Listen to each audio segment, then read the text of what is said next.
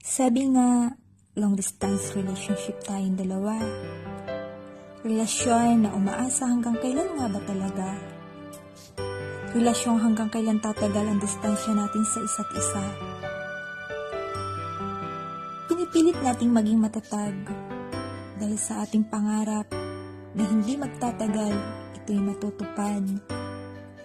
Bawat oras, araw, buwan at taon na lumilipas, hindi kumukupas ang pag-ibig na wagas dahil tayo'y matatag. Relasyon na agwat ay 10 bayan na hindi kailangan liparin ng 1 oras lamang. Kaya kapag tayo nagkatampuhan, walang tigil ang suyuan. Kahit hindi tayo magkasama dahil malayo ang ating distansya, isa lang ang hihilingin ko at wala nang iba pa. Kung ako lang sa puso mo at wala nang iba pa.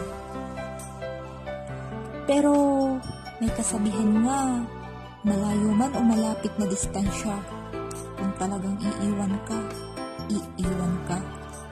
Basta tayong dalawa tiwala lang, at tayo lang dalawa ang nagkakaunawaan. Wala akong pakialam kung malayo ka man, basta ang puso mo akin lamang.